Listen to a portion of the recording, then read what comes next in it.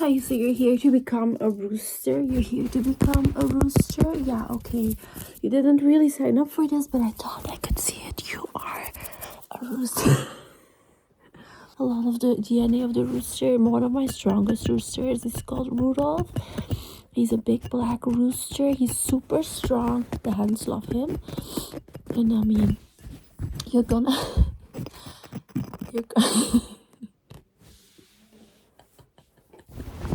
What the fuck?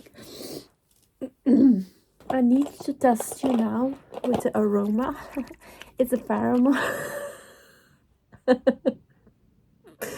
Oh my god. What the fuck am I doing? With the pheromones of a chicken.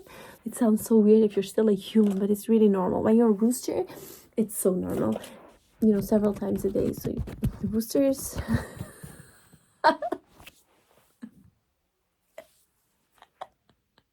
What the fuck am I saying? Oh my god.